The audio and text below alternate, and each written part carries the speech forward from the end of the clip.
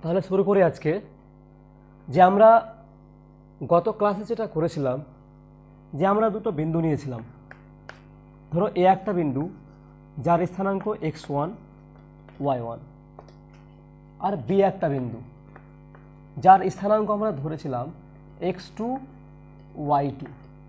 এখন যদি এই দুটি বিন্দুর সংযোজক রেখাংশকে পি একটি বিন্দু বিভক্ত করছে m:n অনুপাতে, তাহলে কি বললাম যে এই পি বিন্দুটি, ধরো পি বিন্দুটা এখানে রয়েছে, যখন এই পি বিন্দুটি এ বি রেখাংশকে বিভক্ত করছে অন্তস্থভাবে m:n অনুপাতে, তাহলে আমরা পি বিন্দুর স্থানাঙ্ক লিখছিলাম mx2 প্লাস nx1 পাই m plus n comma my2 plus ny1 by m plus n। এটা আমরা কালকে করেছিলাম এবং এর প্রমাণটা কি করে পাচ্ছি সেটাও কিন্তু আমি গত ক্লাসে দেখিয়েছিলাম। আচ্ছা, আজকে যেটা এখন বলবো, মনে করো যে এই পি বিন্দুটা হচ্ছে এই এ বি এর মধ্যবিন্দু, অর্থাৎ সেই পি বিন্দুটা রয়েছে এখানে। মনে করো যে এই পি বিন্দু হচ্ছে এ বি এর মধ্যবিন্দু। তাহলে এবার আমরা দেখব যে পি এর স্থানাঙ্কটা কত হয়।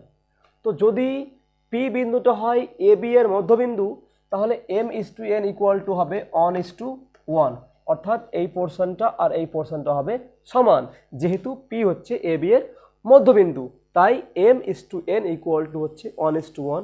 এবার এখানে মান বসাও, এখানে এটা হচ্ছে 1, তাহলে 1 ইন্টু x2 মানে হচ্ছে x2 আর 1 ইন্টু x1 মানে হচ্ছে x1 বাই m প্লাস 1 মানে হচ্ছে 1 প্লাস 1 কমা এখানে হবে y2 প্লাস এখানে হবে y1 বাই 2 মানে 1 প্লাস 1। তাহলে আমরা কি পেলাম, যদি পি বিন্দুটা হয় এ বি এর মধ্যবিন্দু, যেখানে এ হচ্ছে x1 y1, বি হচ্ছে x2 y2, আর যদি পি বিন্দুটা হয় এ বি এর মধ্যবিন্দু, অর্থাৎ পি বিন্দু এ বিকে বিভক্ত করছে 1:1 অনুপাতে অন্তস্থভাবে, তাহলে পি এর স্থানাঙ্ক হচ্ছে x1 plus x2 by 2 comma y1 plus y2 by 2। ঠিক আছে, তাহলে এবার আমরা গত ক্লাসে কয়েকটা অঙ্ক করেছিলাম চ্যাপ্টার থেকে, চ্যাপ্টার 19 অর্থাৎ কোষে দেখি 19-এর আমি কয়েকটা অঙ্ক করেছিলাম। আজকে তারপর থেকে শুরু করছি। তোমরা এবার দেখো, তোমরা খোলো পেজ নম্বর 269, কোষে দেখি 19-এর 2-এ বলেছে যে নিচের প্রত্যেকটি বিন্দুগুলোর সংযোজক সরল রেখাংশগুলির মধ্যবিন্দুর স্থানাঙ্ক নির্ণয় করি।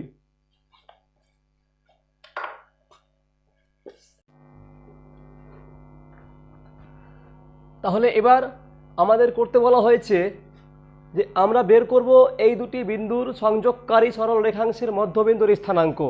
তো আমরা একটু আগেই ফর্মুলা শিখলাম, যদি x1 y1 এবং x2 y2 বিন্দু দুটির সংযোগকারী রেখাংশকে কোনো একটি বিন্দু বিভক্ত করে 1:1 অনুপাতে, অর্থাৎ যদি সেই বিন্দুটা হয় ওই উভয় বিন্দুর মধ্যবিন্দু, তাহলে তার স্থানাঙ্ক সূত্র হচ্ছে x1 plus x2 by 2 y1 plus y2 by 2। তাহলে এখানে আমরা লিখব 5 4 ও 3 - 4 বিন্দু দ্বয়ের সংযোজক রেখাংশের মধ্যবিন্দুর স্থানাঙ্ক। তাহলে এর সূত্র হচ্ছে এরকম, 5 plus 3 by 2 comma 4 plus -4 by 2।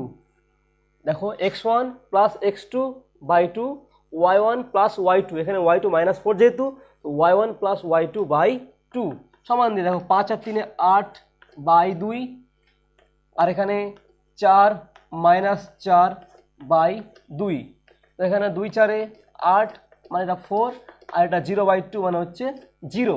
তাহলে আমরা পেলাম যে এই দুটো বিন্দুর সংযোগকারী সরল রেখাংশের মধ্যবিন্দুর স্থানাঙ্ক 4 0। ক্লিয়ার? এবার দেখো নেক্সট অঙ্ক, 3 নম্বর অঙ্ক। আগে সকালে অঙ্কটা পড়ে নাও, 3 নম্বর অঙ্কটা। তাহলে 3 নম্বর অঙ্কে বলেছে যে 1-3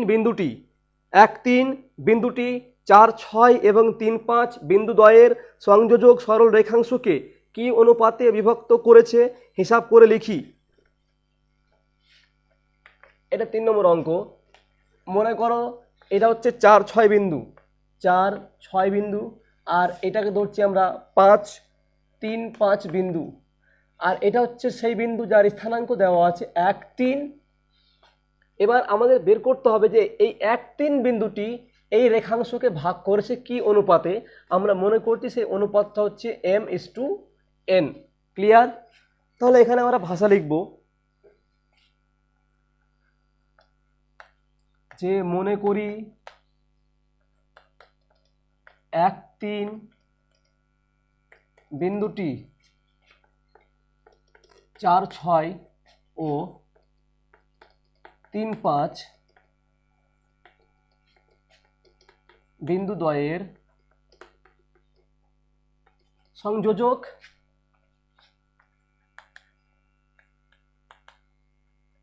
সরল রেখাংশকে m/n অনুপাতে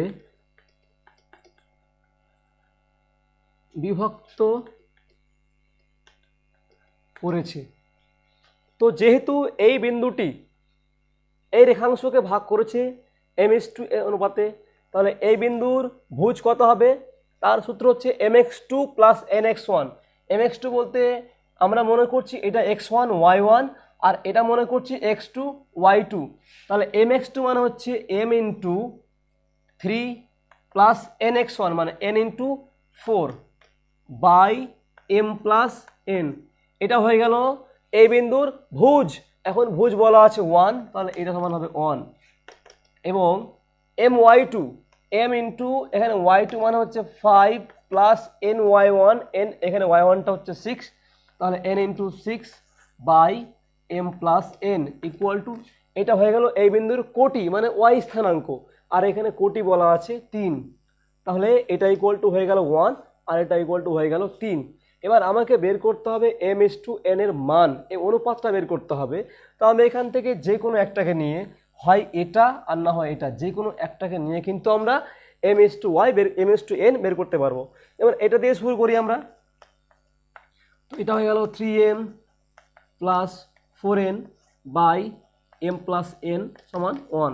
কোনাকুনি গুণ করো, এটাকে কত হবে? তাহলে 3m + 4n সমান m + n। এবার একটু উপরেগুলো মিটিয়ে দিচ্ছি আমি।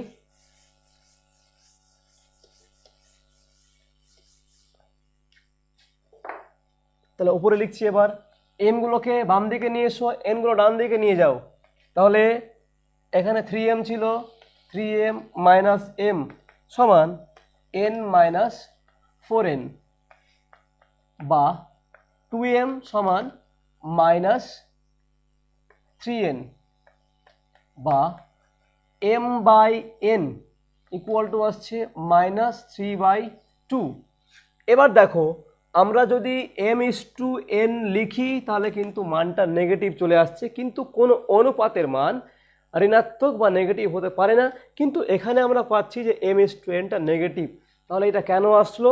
তাহলে ওই যে আমরা দুটি বিন্দুর মাঝখানে, যেমন এখানে 4-6 ছিল আর এখানে 3-5 ছিল, আমরা যে দুটি বিন্দুর রেখাংশ আছে, এই দুটি বিন্দুকে যে রেখাংশ যোগ করেছে আমরা তার উপরে পি বিন্দুকে নিয়েছি বা এই বিন্দুটাকে নিয়েছিলাম, তাহলে কিন্তু বিন্দুটা এখানে হবে না, বিন্দুটা কিন্তু রেখাংশের বাইরে হবে। অর্থাৎ সেই বিন্দুটি এই দুটি বিন্দুর সংযোগকারী রেখাংশকে ভাগ করেছে বহিস্থভাবে, বাট আমরা নিয়েছি অন্তস্থভাবে। আমরা অন্তস্থভাবে নিয়ে অঙ্কটা করলাম বলে মানটা নেগেটিভ আসছে। তো এই নেগেটিভ আসার অর্থ হলো যে ওই বিন্দুটা, অর্থাৎ 1-3 বিন্দুটি 4-6 এবং 3-5 বিন্দু দুটির সংযোগকারী সরল রেখাংশকে 3:2 অনুপাতে বহিস্থভাবে বিভক্ত করেছে। বোঝা গেল?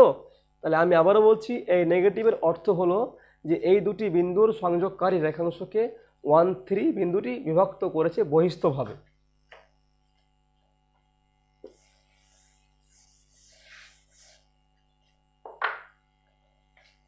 যেহেতু m/n এর মান ঋণাত্মক, সুতরাং 1 3 বিন্দুটি 4 6 ও 3 5 বিন্দু দ্বয়ের সংযোজক সরল রেখাংশকে 3:2 অনুপাতে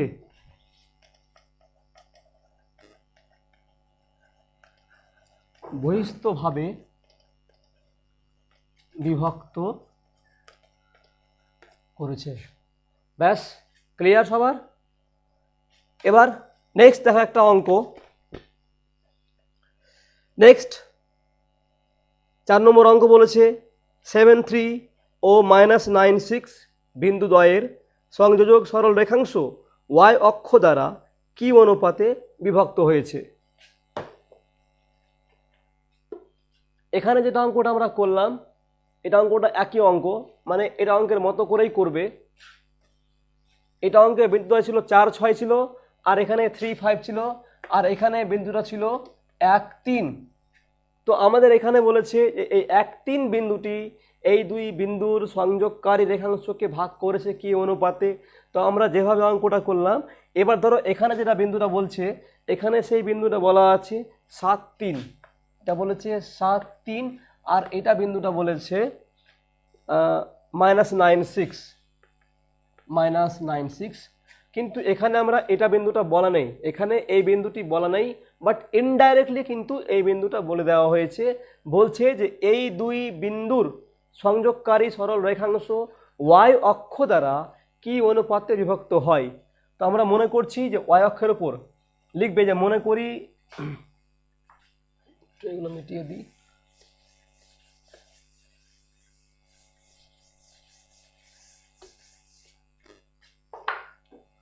চার নম্বর অঙ্কে লিখবে, মনে করি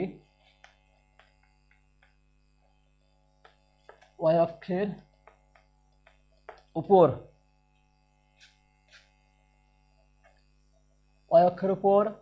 0y বিন্দুটি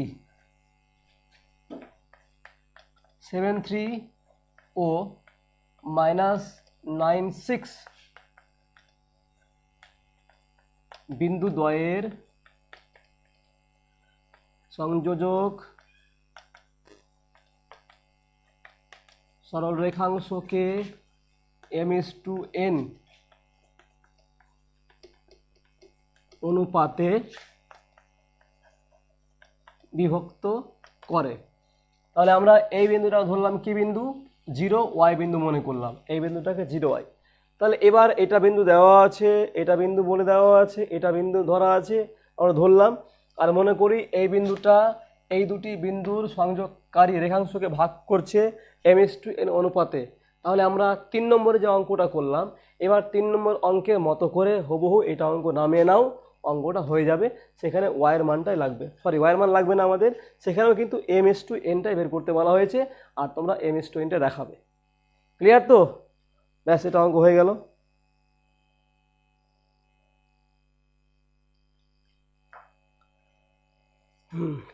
এবার দেখো 5 নম্বর অঙ্ক। 5 নম্বর অঙ্কে বলেছে যে প্রমাণ করি যে 4টা বিন্দু বলা আছে, এই বিন্দুগুলি পরপর যুক্ত করলে একটি সামান্তরিক গঠিত হবে।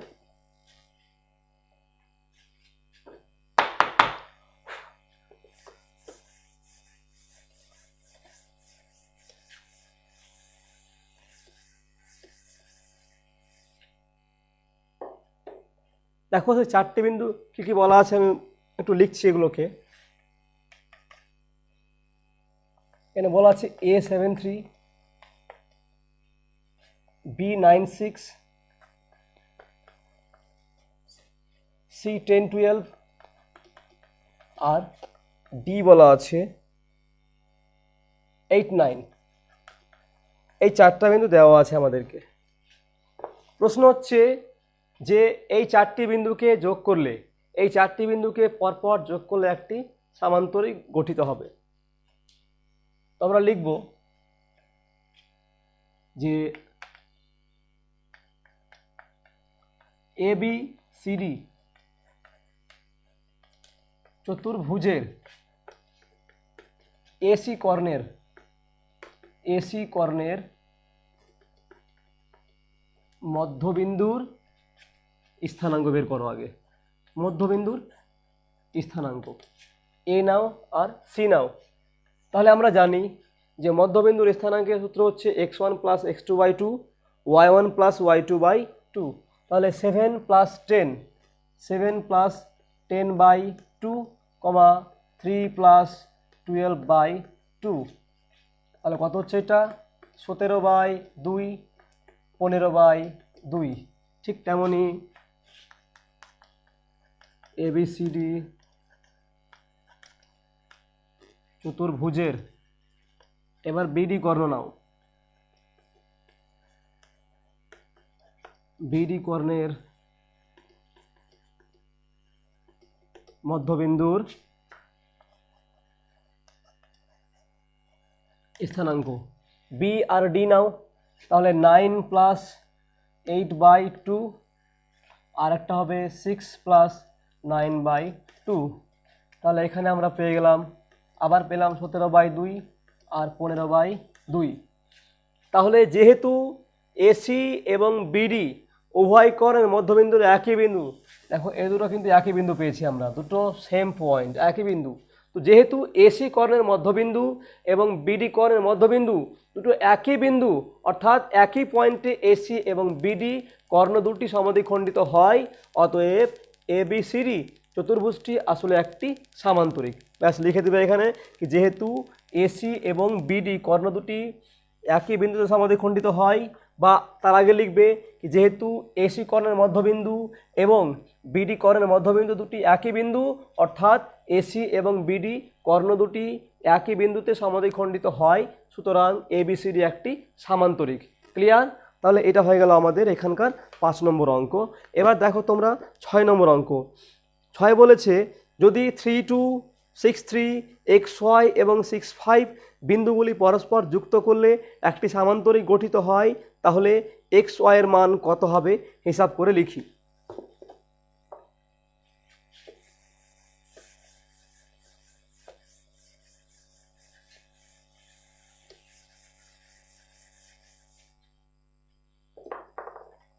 আমরা বিন্দুগুলো নাম দিয়ে দিই। হ্যাঁ, 6 নম্বর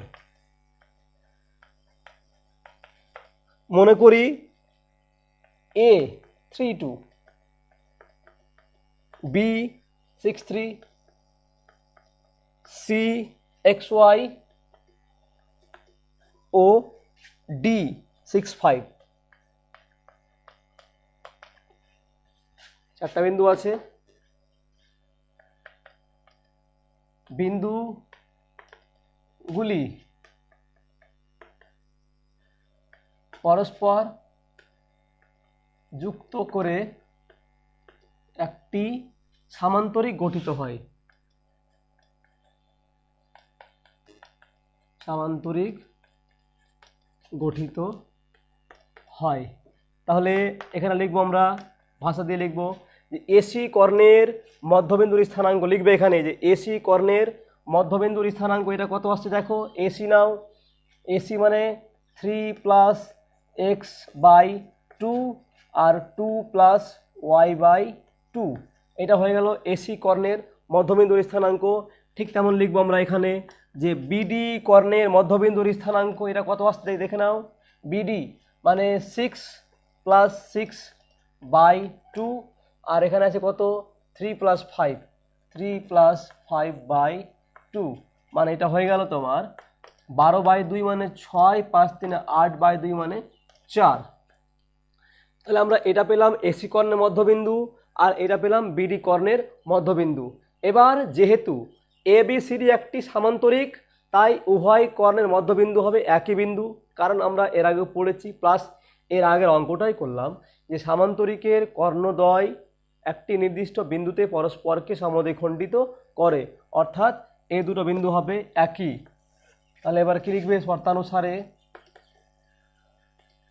বা এখানে লিখতে পারো কি যেহেতু সামান্তরিকের কর্ণদ্বয় একই বিন্দুতে পরস্পরকে সমদ্বিখণ্ডিত করে, সুতরাং দেখো 3+x/2 এটা ইকুয়াল টু হবে 6, এটার সঙ্গে এটা সমান, এটার সঙ্গে এটা সমান।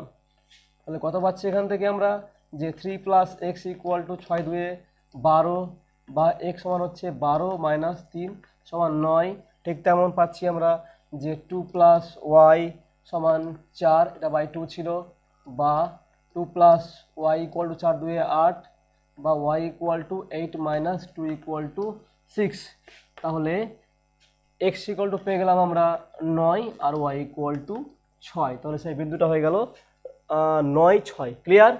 এই সেই বিন্দুটা যেখানে xy দেওয়া ছিল আমরা x এর মান পেয়ে গেলাম 9 আর y এর মানটা পেয়ে গেলাম 6। ব্যাস, এটা হয়ে গেল আমাদের এখানকার 6 নম্বর অঙ্ক। এবার তোমরা দেখো নেক্সট অঙ্ক 7 নম্বর। যদি x1 y1, x2 y2, x3 y3 এবং x4 y4 বিন্দুগুলি পরস্পর যুক্ত করলে একটি সামান্তরিক গঠিত হয়, তাহলে প্রমাণ করো যে x1 + x3 equal to x2 + x4 এবং y1 + y3 equal to y2 + y4। ব্যাস, আমরা এবার এটা অঙ্কটা করছি।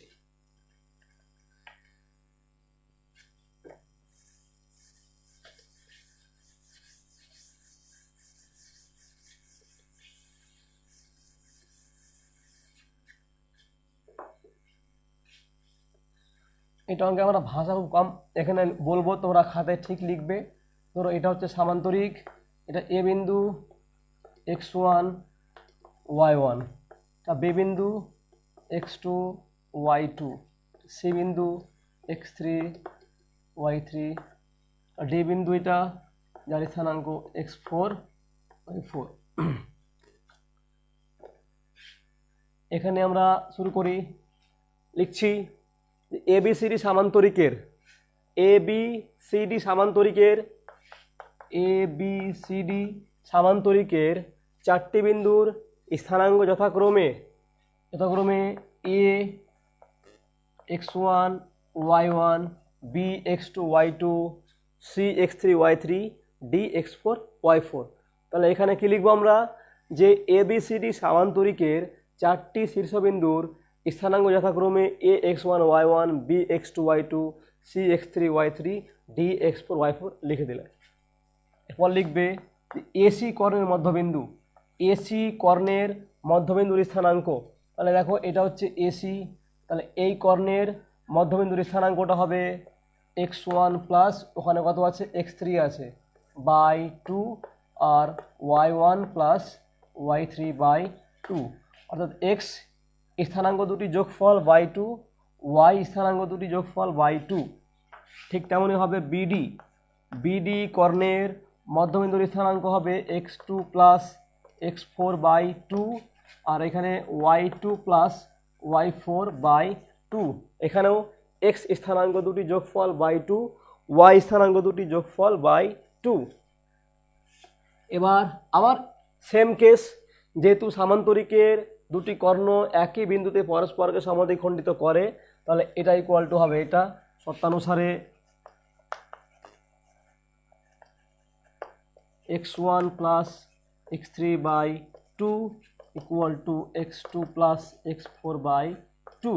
উভয় থেকে 2 কেটে গেল, সুতরাং x1 plus x3 equal to x2 plus x4। একই রকমভাবে y1 plus y3 by 2 equal to y2 plus y4 by 2। সুতরাং y1 plus y3 equal to y2 plus y4। ব্যাস, এটা হয়ে গেল আমাদের 7 নম্বর অঙ্ক। তাহলে আজকে এখান থেকে রাখছি, আবার এর পরে ক্লাসে এরপর থেকে শুরু করব। Thank you everyone.